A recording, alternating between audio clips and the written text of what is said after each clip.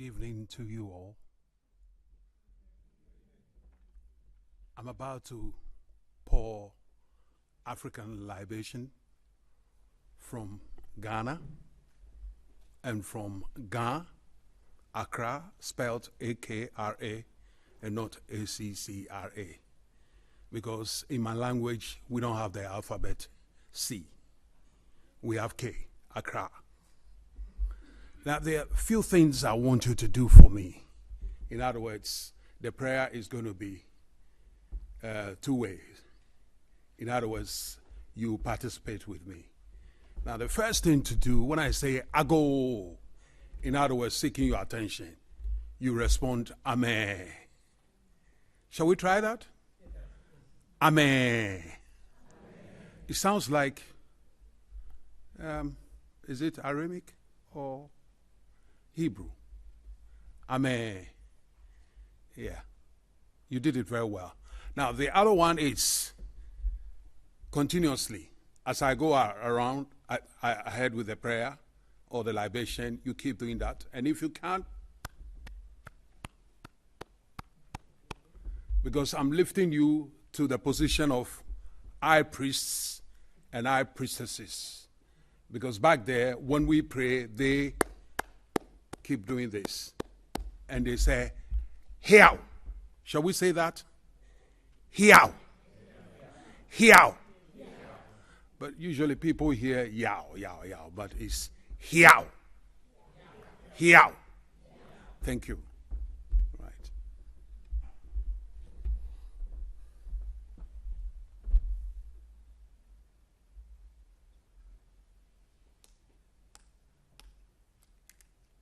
Usually we offer them drink. And it's always transparent drink.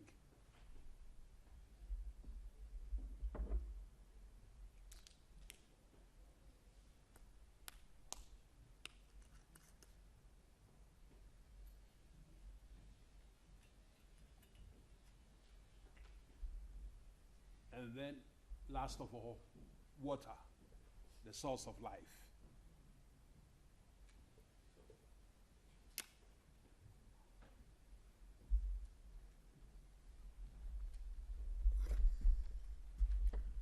Akago! Ago! Ago! Cha! Cha! Cha! Umanya blau! Hiao! Cha! Cha! Cha! Umanya blau! Cha! Umanya blau! Manashime, today is what day? Today is Wednesday. A day for kings and queens, princes and princesses. As I stand here today, Okpejane, Ata na anyumo, Bobo wendo bochipon, wanchebo. The Almighty God, you created heaven and earth. We call you to be here with us and to witness this August occasion. We give you drink. We give you drink.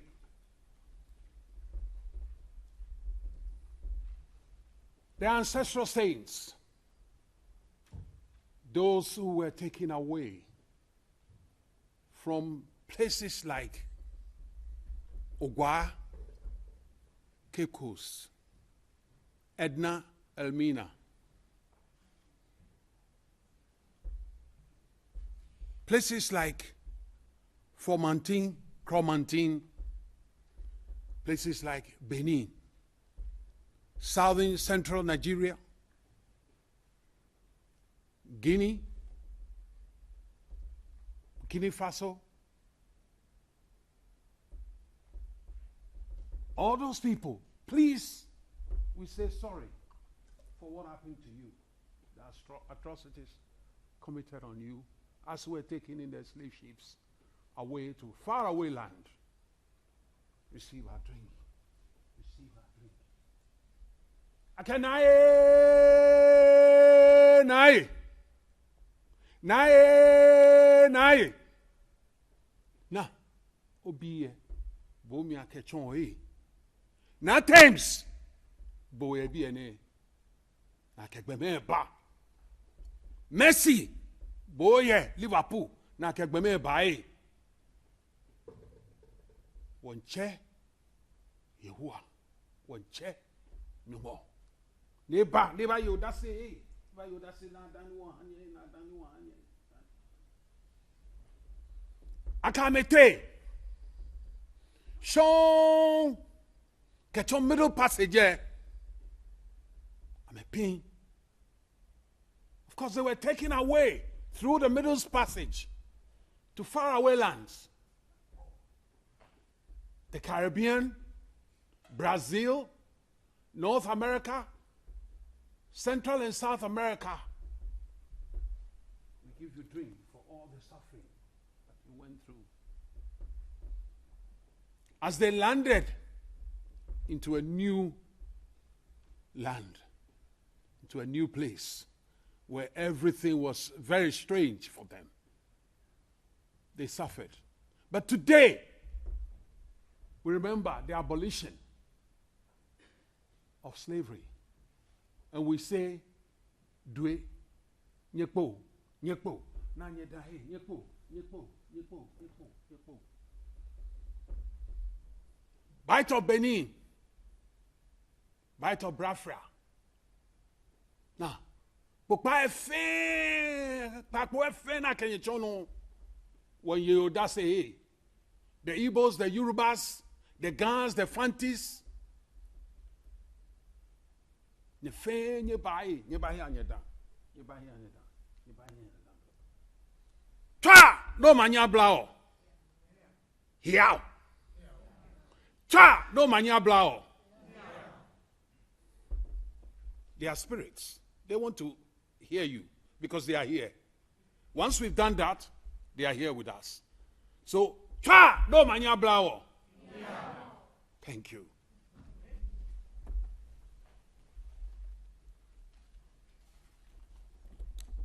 Nanu, wala nu, water of life. Nigga shwe danse, nigga shwe danse, nigga shwe danse, nigga shwe danse, nigga shwe danse. You are our heroes and our sheroes, and we adore you. We appreciate you. Rest in peace.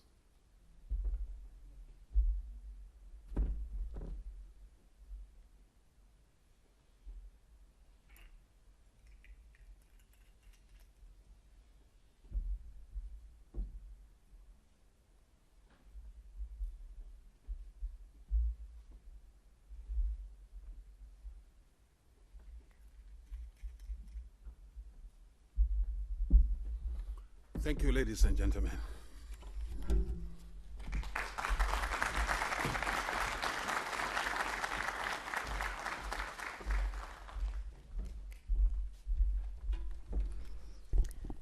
Thank you, and good evening, good afternoon to all of you. And on behalf of myself and the Mayor of London, I would like to welcome you all to this evening's UNESCO Day for remembering the transatlantic slave trade and its abolition. This is the 6th year now that we have held this event, and we are honoured to be in the presence of so many dignitaries and to be in the presence of so many of you who've given up your afternoon and evening to spend with us. It will be a moving, but also a celebratory event. Moving because we are gathered here together to remember, to mark and to commemorate those whose lives were stolen, the enslaved, those who were victims of the transatlantic slave trade. But it will also be celebratory because we will be remembering those who resisted. We will be remembering their bravery, and we will be commemorating them for that. So I'm delighted that we have been joined by so many who will be sharing with us to commemorate, to remember, and to reflect. And I know that you will enjoy the event that we will be having this evening. So we will now be hearing from Angela Melo, who is the Director for Research, Ethics and Inclusion in the Social and Human Sciences sector from UNESCO. A message from her. Thank you. Ladies and gentlemen, it is my pleasure to address you once again for the International Day for the Remembrance of the Slave Trade and its Abolition, honoring the enslaved people's revolt led on 23 August 1791 in the present-day Haiti. This commemoration is the opportunity to reaffirm the need to fight the legacies of enslavement, racism, and discrimination. People of African descent endure racist microaggressions daily. This can seriously impact people's mental health, sometimes leading to depression and suicidal thoughts. 30% of Black British women experienced a common mental disorder in the past week, comparing to 21% of white British women. That is why changing mindsets is essential. For almost 3 decades, UNESCO, through its Roads of Enslaved Peoples program, has been researching the impact of this tragedy. In the UK, with the support of Gerland Hermes Foundation for Peace, we have trained 6 young women to become facilitators in their communities, addressing the psychological trauma inherited from enslavement and empowering them to lead workshops on this issue at the local level. UNESCO will celebrate the 38th anniversary of the Roads of Enslaved Peoples project or program in 2024, and to mark the occasion, we will unveil UNESCO network of places of history and memory linked to enslavement and the slave trade. This network will establish exchanges and city twinning initiatives, linking communities that have inherited the legacies and traumas of enslavement and reuniting the African diaspora that the slave trade aimed to divide. I hope you can all join us next year for this important launch. But healing is incomplete without fair access to basic services. UNESCO Global Forum Against Racism and Discrimination, the 3rd edition of which will take place from 29 November to December 1st this year in São Paulo, Brazil, precisely aims to tackle this issue. Bringing together ministers, experts, NGOs, and business leaders, we will discuss effective policies and anti-racism strategies. International cooperation is essential. UNESCO has been working closely with the Permanent Forum on People of African Descent, the Global Coalition Against Systemic Racism and Reparations, and the North American Partnership for Equity and Racial Justice.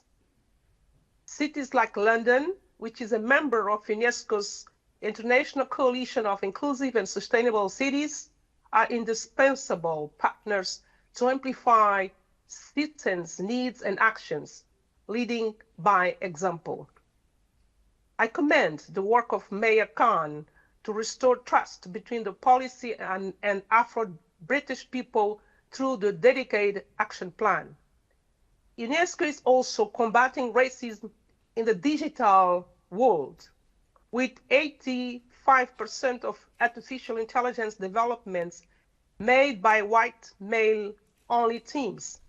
It should be no surprise when artificial intelligence algorithms discriminate against marginalized groups.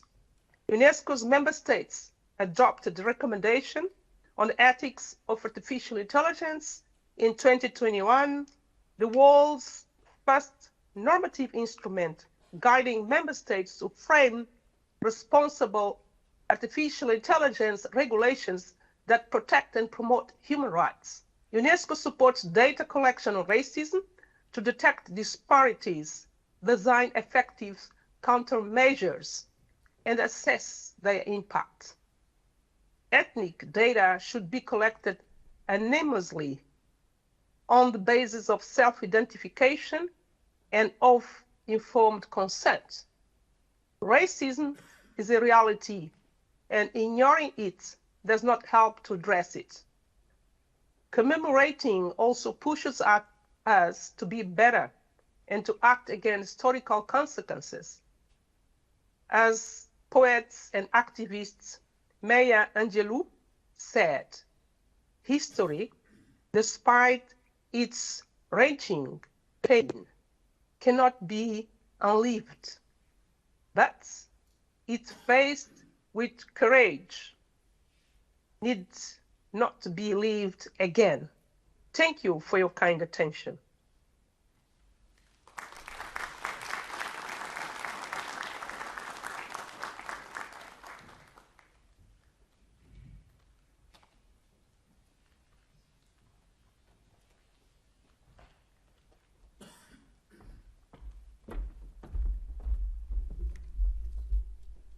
Good evening.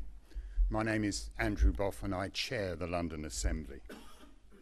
We gather here to mark the UNESCO International Day for Remembrance of the Transatlantic Slave Trade and its abolition, which offers us an opportunity to reflect, to remember, and to honour.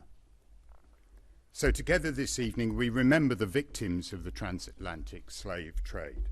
We reflect on its legacy, and we honour all those who fought and sacrificed their lives for its abolition.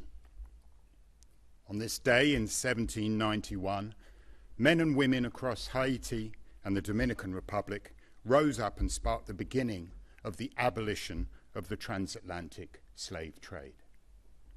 We will not forget them. The theme of this year's commemoration is fighting slavery's legacy of racism through transformative education. Now, the London Assembly is the voice of London. We are 25 members elected at the same time as the mayor to hold him to an account. And that voice is made stronger by the voices and experience of those members whose descendants were slaves. It benefits us because not just in terms of a history lesson, but in terms of the effect that that slave trade has had through generations since the abolition. Without doing so, it is impossible to ensure the horrific crimes of human traffickers are repeated without the remembrance, without the honour. We've seen too many examples in the world where much fought for human rights have assumed we've won, only to see those rights gradually chipped away, and that must never happen again. On behalf of the Assembly, I'd like to say a huge thank you to all those who worked so hard on this event. I know we had to wait about half an hour later, but as you can see, it was well worth the effort. And I particularly want to thank in advance our wonderful speakers, poets, and of course the incredible performance. And I did catch sight of a rehearsal earlier, and you're going to be wowed, I can tell you.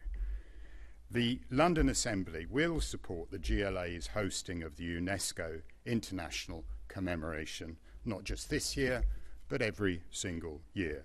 We pledge to stand up against racist attitudes when we encounter them, and to work together untiringly for the elimination of racism in all its forms.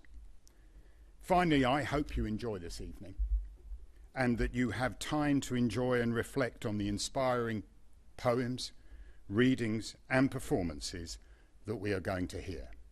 Thank you.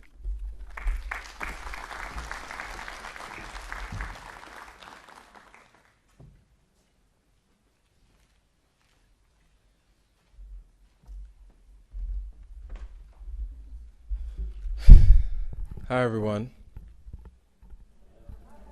Appreciate that. Shouts out to the organisers for putting together this very important event. My name is George the Poet. I am someone who has spoken a lot to the condition of, first of all, Black Britain, and then more broadly the African diaspora that I'm a part of. And on my journey, I've become more and more aware of the importance of telling this story, and I really want to address especially our young people in the room today. Thank you very much for being part of this and being aware of the importance of honoring that history. A lot has been said about honoring the horror of the slave trade, those who struggled to end transatlantic slavery, and obviously the ancestors who struggled through the experience. I just want to remind everyone that there is, we've spoken about mental health aspects, we've spoken about community aspects of this trauma. There is still the very real consequence, and there is no realistic way of dealing with the horror of slavery without taking account of the economic consequence and where it has left Black life all over the world. You see, the West was built on the backs of Blacks who never got a piece of the wealth. Now, I can tell you why racism is a lie, but the melanin speaks for itself. We inherited a continent that gave birth to the human race at the peak of its health. So the imagery they've been selling is irrelevant. The melanin speaks for itself. And all the books that tell our story are often the ones that they leave on the shelf. But the truth is written in who we are. The melanin speaks for itself. Nowadays we talk about remorse. And despite how deeply it's felt, despite the leaders so eager to help, despite the cards we've been recently dealt, when we start pushing for answers, they start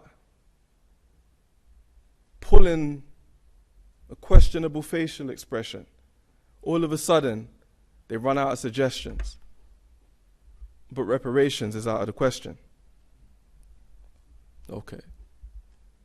The West was built on the backs of Blacks who never got a piece of the wealth. We are testament to that story. The melanin speaks for itself. Thank you.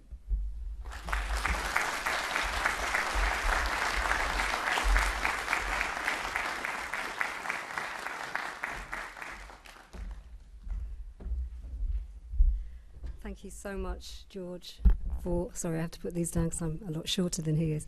Thank you so much, George, for those incredibly thought-provoking words. The melanin does indeed speak for itself, and we will go on to discuss that throughout this event. At this time, I'd like to just pay some acknowledgements to my boss, the Mayor of London, Sadiq Khan, who has made this event possible. We have celebrated this event for the past 5 years. This is the 6th year now that we've been holding this event, and we've been able to do that principally because of his commitment to ensuring that we do all we can to keep this as a subject at the top of political discussion, but also at the top of popular narrative. And so I'm grateful to him for allowing us to have this event, to hold it repeatedly in City Hall. We held it during the pandemic online when City Hall was closed, and I'm glad that we will continue to go on to ensure that we are marking this moment. It's an important part of our cultural calendar, and long may we continue to celebrate and monitor and commemorate in this way. So I know Sadiq personally, and I know that he is personally committed to these issues, and so please do join me in welcoming to the stage the Mayor of London, Sadiq Khan.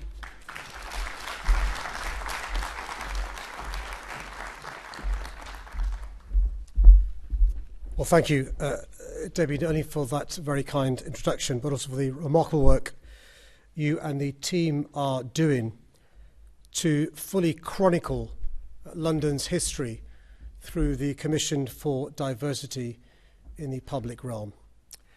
I also want to pay tribute to the members of our Community Advisory Group who we'll be hearing from later for their invaluable counsel and support.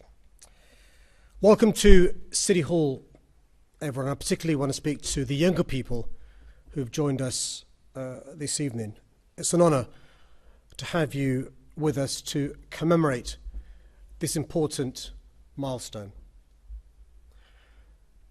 The slave trade remains the most degrading, prolonged act of human exploitation ever committed.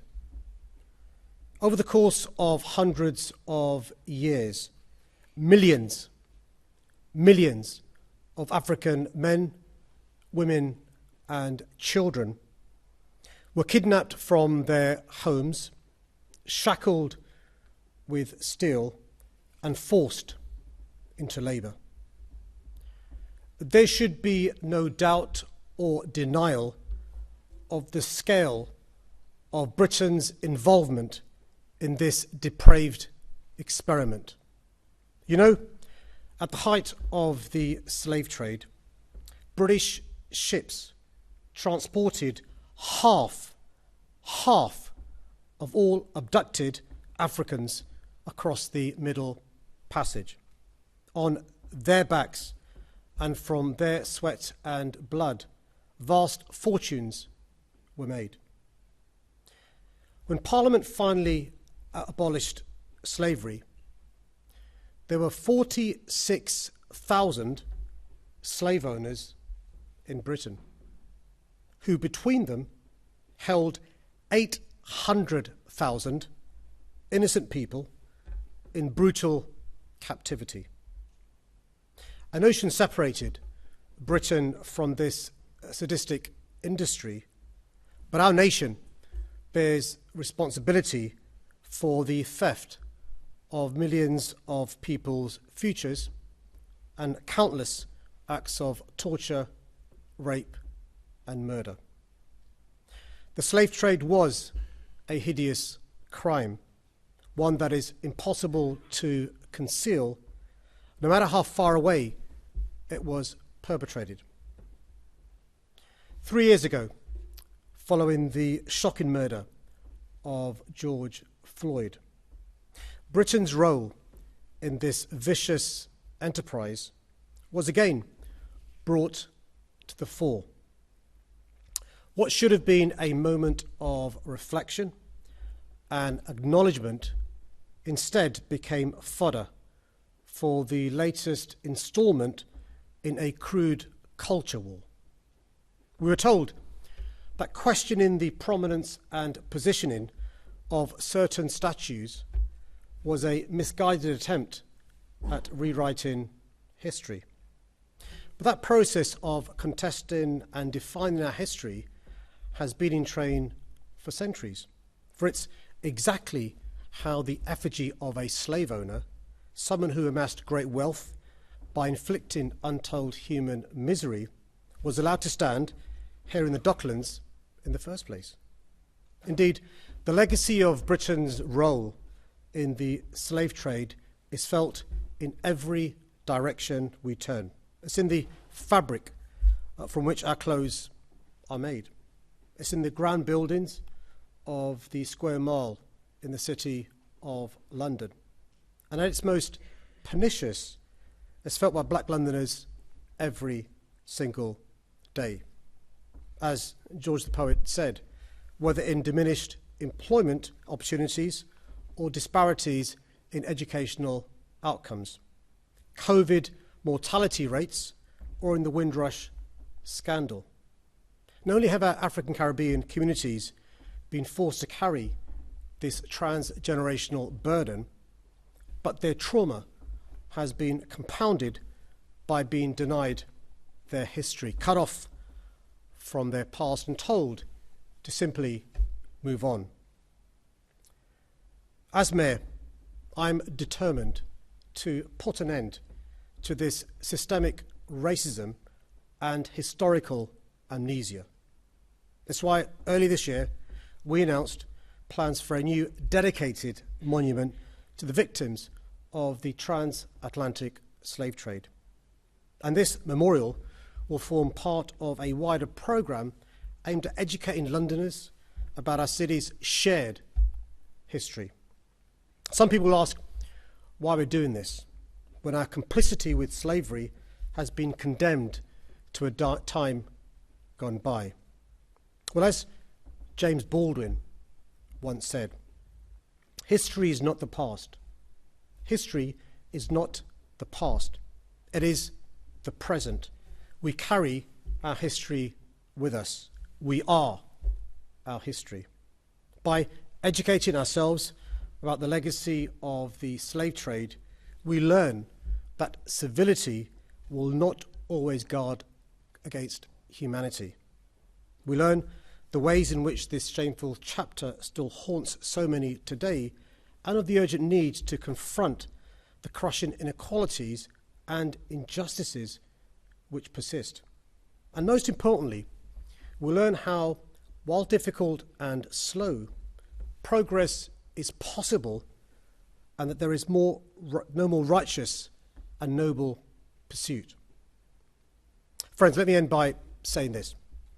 Today and every day, we bear witness to the suffering of millions of innocent people who had their lives destroyed by a violent ideology.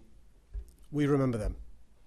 We draw strength from the rebels who demonstrated immeasurable courage in resisting barbarity.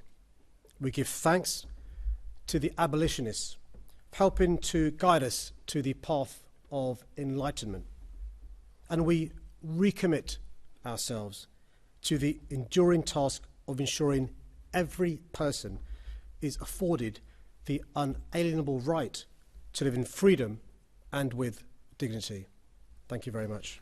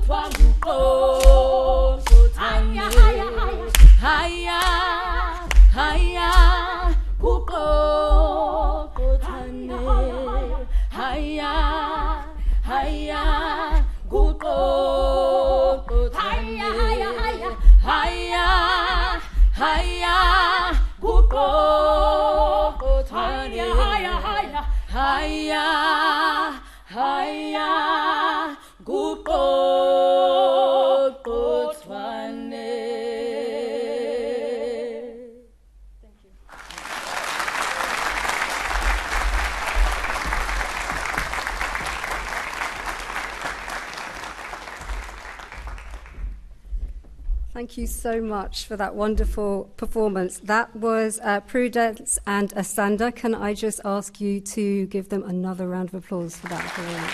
Brilliant.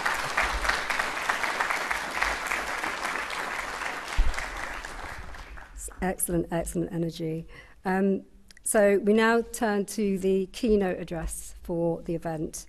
And I'm really delighted to introduce His Excellency Judge Patrick Robinson, who was called to the bar in 1968. And following this, he went on to begin a long and distinguished career in public service, working for the Jamaican government for over 3 decades. He's held several roles, including Senior Assistant Attorney General, Director of the Division of International Law, and as Deputy Solicitor General.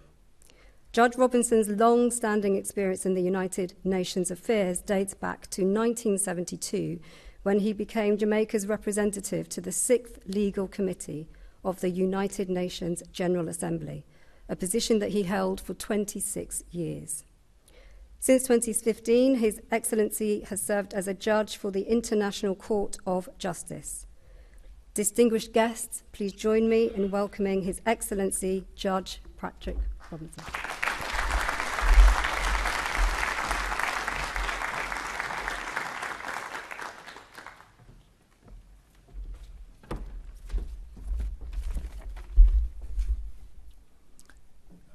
Dr. Debbie Weeks, the chairperson, Mr. Sadiq Khan, the Mayor of London, ladies and gentlemen, may I at the outset congratulate the Mayor for hosting this milestone event. I also wish to thank the Community Advisory Group for organizing the event and for inviting me. I must also commend you on the choice of the theme for this year, Fighting Slavery's Legacy of Racism Through Transformative Education, Black Resistance, Memory, Power, Restorative Justice, the Future. Ladies and gentlemen, this is a very powerful and inspiring theme, and we must ensure that it is actioned. Today we welcome and we celebrate the formal liberation of the enslaved from transatlantic chattel slavery.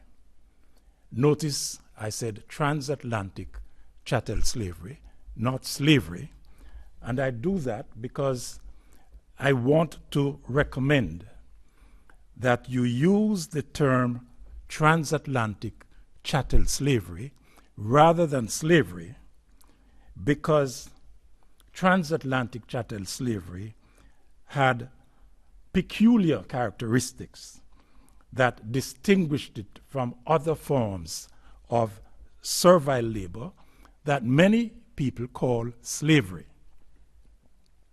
It is important that this distinction be recognized.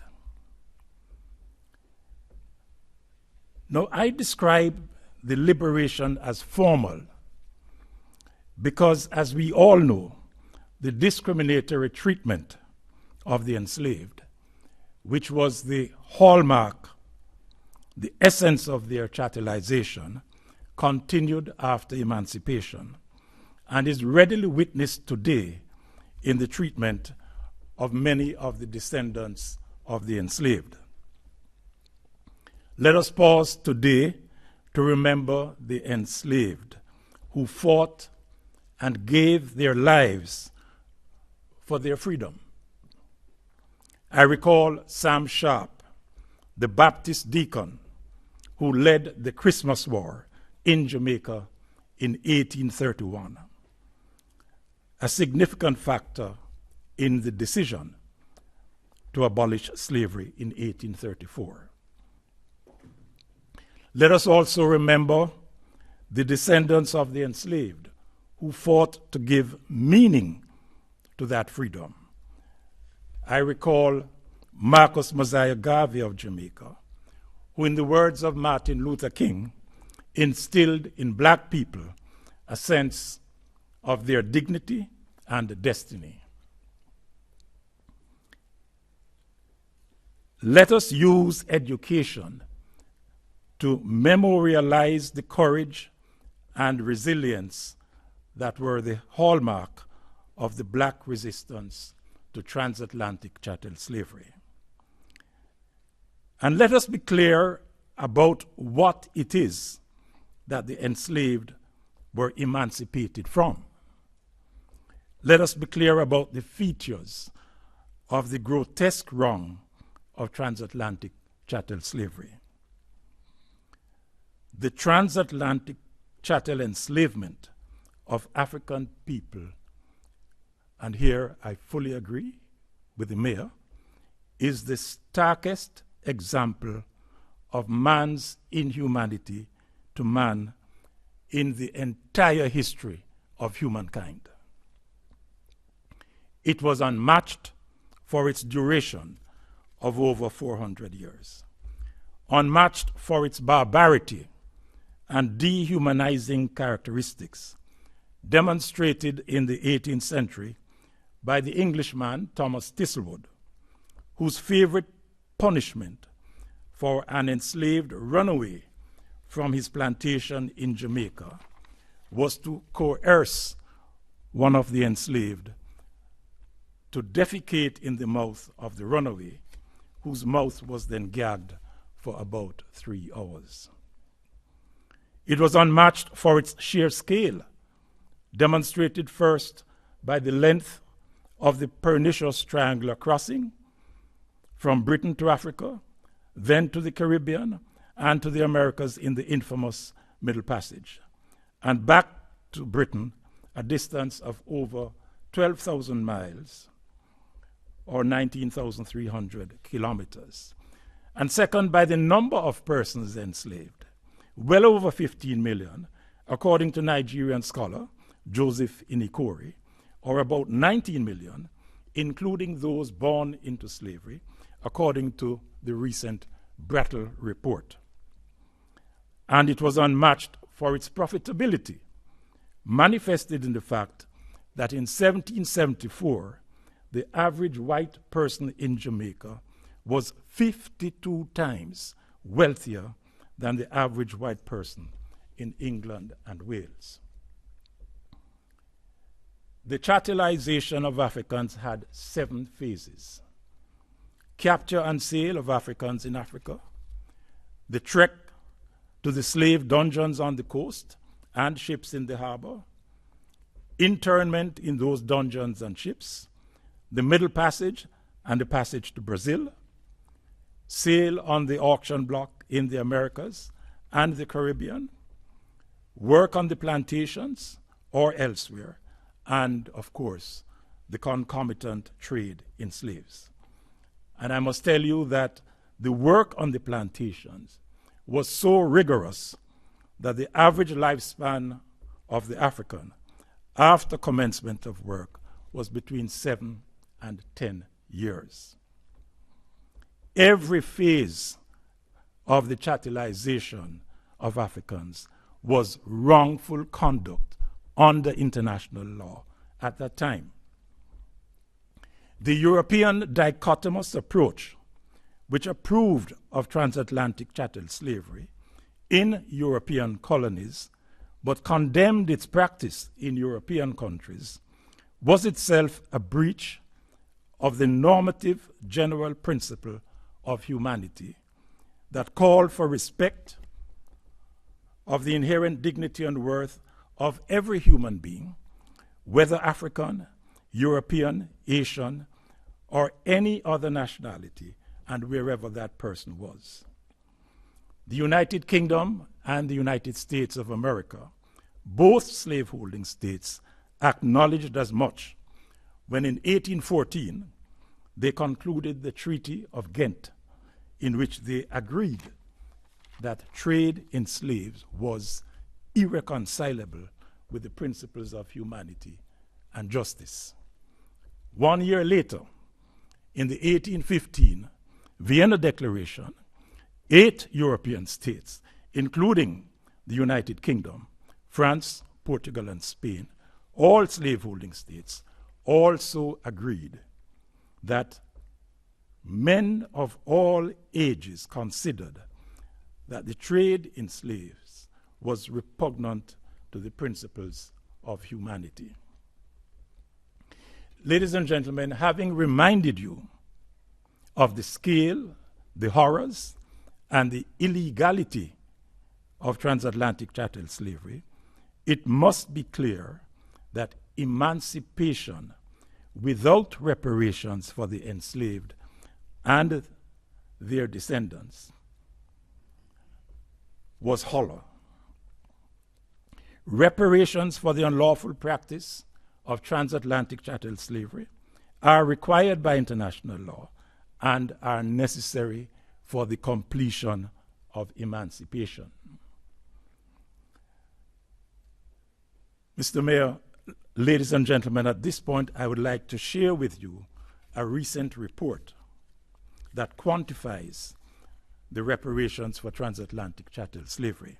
In 2020, as honorary president of the American Society of International Law, I proposed that the society convene an international symposium on the lawfulness of transatlantic chattel slavery. This symposium concluded that the practice of transatlantic chattel slavery was unlawful. Naturally, this conclusion led to another symposium, this time on reparations for transatlantic chattel slavery. Quantification of the reparations due was carried out by the Brattle Group of Valuators, a body of highly qualified and expert economists. Ladies and gentlemen, the Brattle report is historic because for the first time there is available a scientific and well-argued quantification of the reparations that are due in respect of what I call the universe of transatlantic chattel slavery, that is, in all the countries in which it was carried out, in the Caribbean, Central America, South America, and North America. The report quantifies the reparations that are due in respect of over 30 states and overseas territories in which transatlantic chattel slavery was carried out. It also quantifies the reparations due in respect of the post-enslavement period. The figures are high. For example, the United Kingdom is required to pay as reparations for transatlantic chattel slavery in 14 countries the sum of 24 trillion US dollars. Of that sum, it is to pay about 9.5 trillion in respect of Jamaica. The reparation sums are high for several reasons, including the very long period of hundreds of years over which the calculations have been made at a particular rate of interest, and the fact that reparations have never been paid, which means that you start from the first day of the practice of transatlantic chattel slavery. My colleagues and I, members of an advisory committee that had been established, we spent a long time considering these sums and ultimately decided that they should not be changed. Why? Because they accurately reflect the enormity of the grotesque and unlawful practice of transatlantic chattel slavery. The high figures constitute a clear, unvarnished statement of the grossness of the practice of transatlantic chattel slavery. Nonetheless, the Brattle quantification report's introduction, which is necessary for interpreting and applying the report, makes clear that it remains within the sovereign will of a victim state to determine what sum, other than the compensation to which it is entitled, it will accept as reparations. This is a very consequential finding. It means that, for example, it is open to Jamaica to determine that it will accept as reparations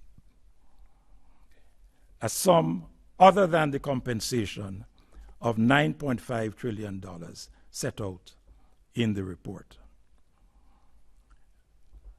I want to also let you know that two of my colleagues on the advisory committee are some of your very own.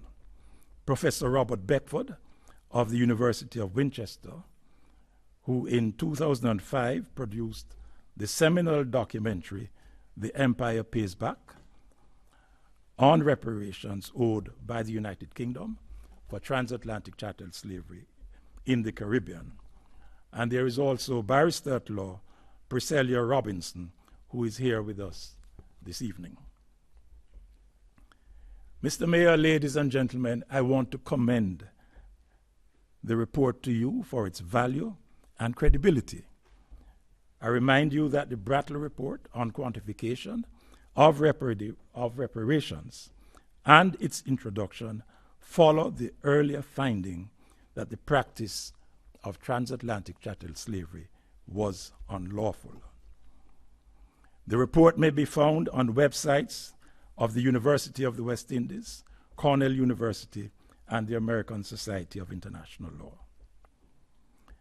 The report and its introduction provide a sound basis for resolving the question of reparations for transatlantic chattel slavery by convening a meeting between former slaveholding states and the victim states of transatlantic chattel slavery.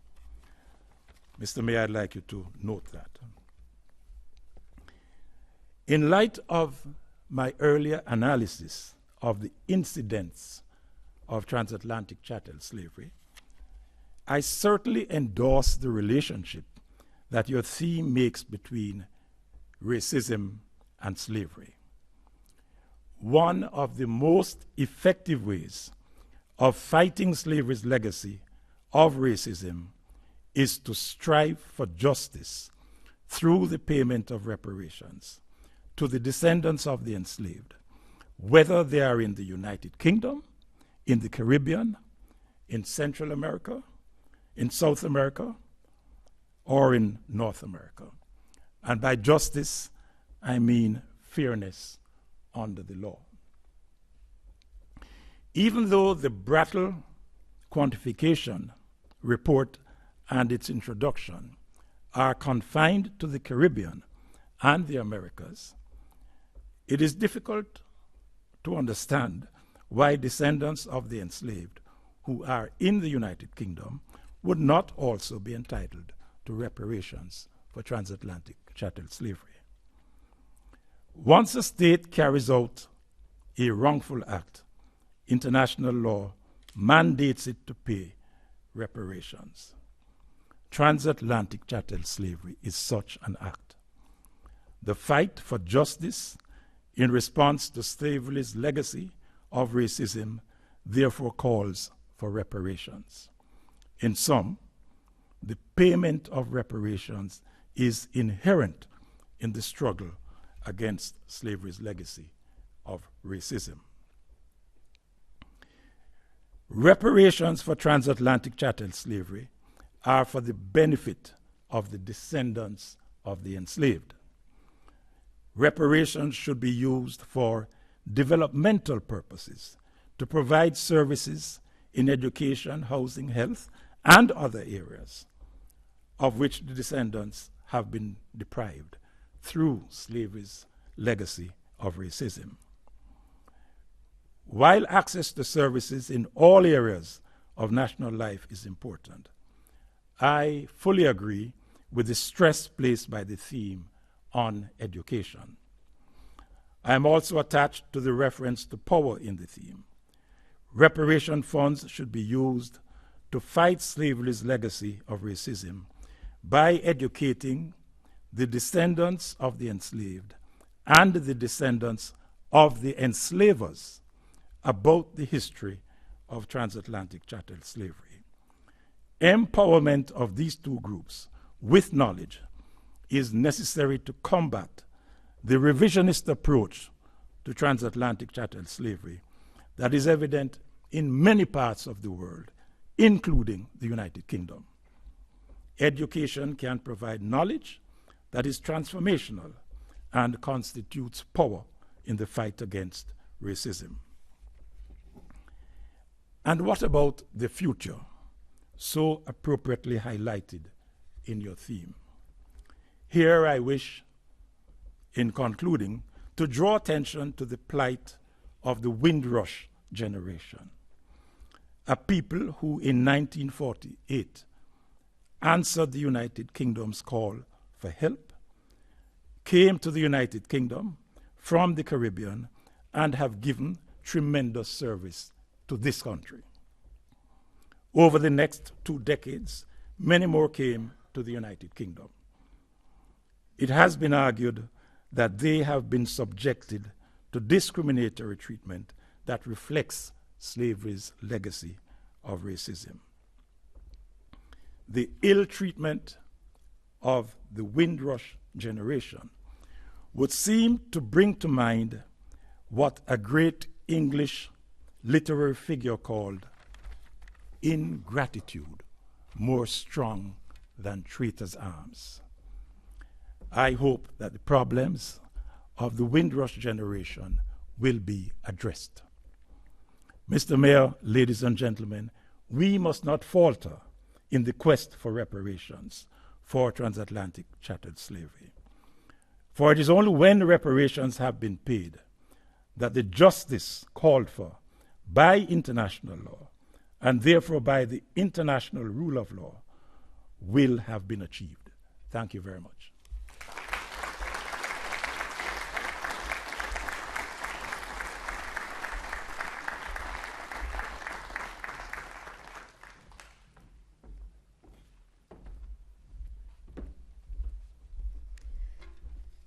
Thank you so much for that excellent keynote, Judge Robinson. And it's now that part of the event where I'd like to invite to the stage representatives of the Community Advisory Group, our reception host, and representatives of the Mayor's Peer Outreach Team and VRU to deliver the affirmations.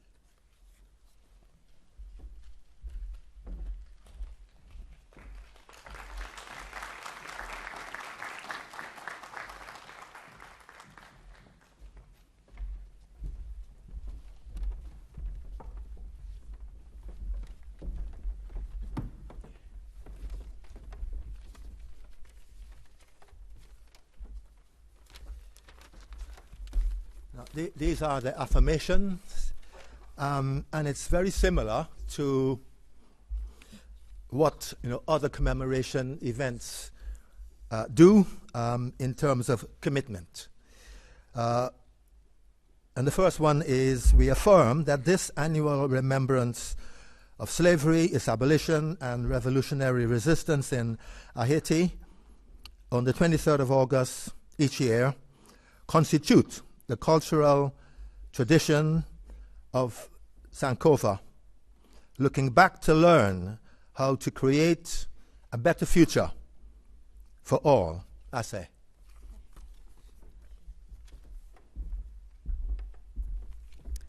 We affirm that the women and men who fought for freedom on the 23rd of August, 1791, not only secured liberty and independence for themselves and Haiti in 1804, but also laid a foundation for the establishment of universal human rights, for which we all are indebted. I say. My name is Kajali Kuyate, and I'm reading for Keith Maggie. We affirm that the names and deeds of these courageous freedom fighters from across the Caribbean, Africa, and its diaspora deserve tribute with education and research, teaching their story and their revolutionary values against exploitation and oppression. Ashe.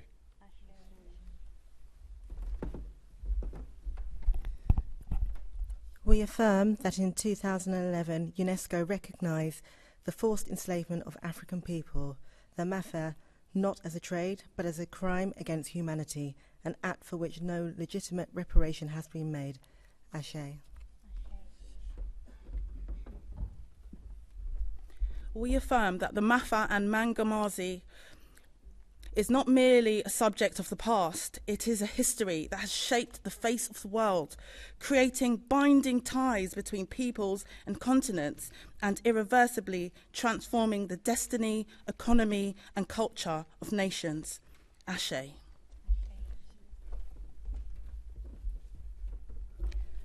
We affirm that the legacy of slavery, colonialism and imperialism remains as an unresolved wound, requiring justice and healing if we are to stop the spread of political and economic and spiritual trauma across generations. Ashe.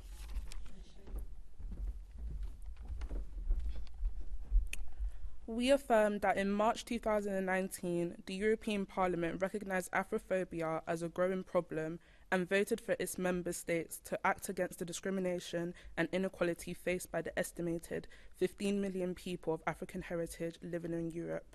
Ashe.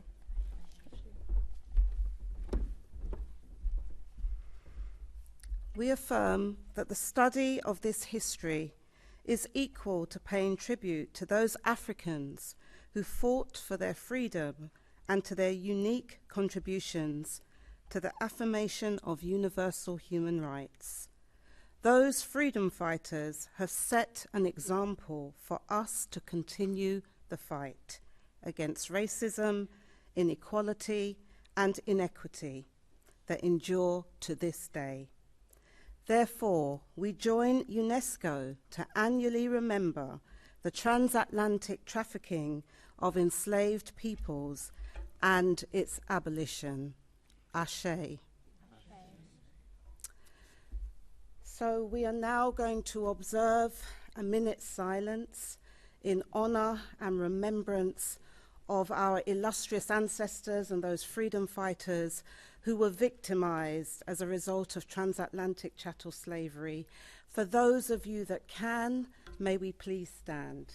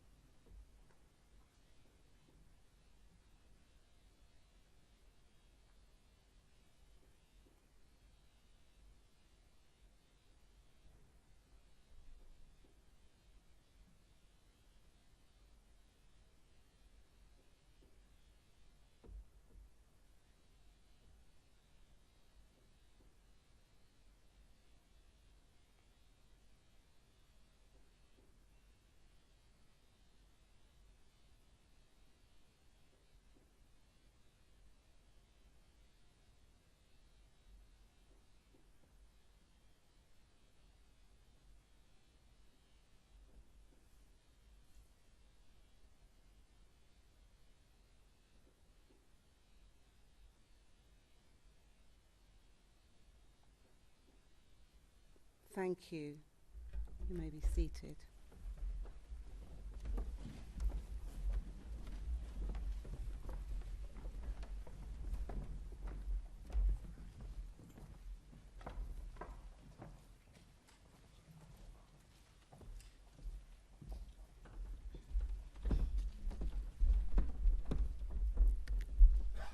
This next one is called Blessed. It's a blessed day today. Thank you. Io, solo fatta. Io, solo fatta. Io, solo fatta. Io, calibito l'antanto. Io, solo fatta. Io, solo fatta. Io, solo fatta.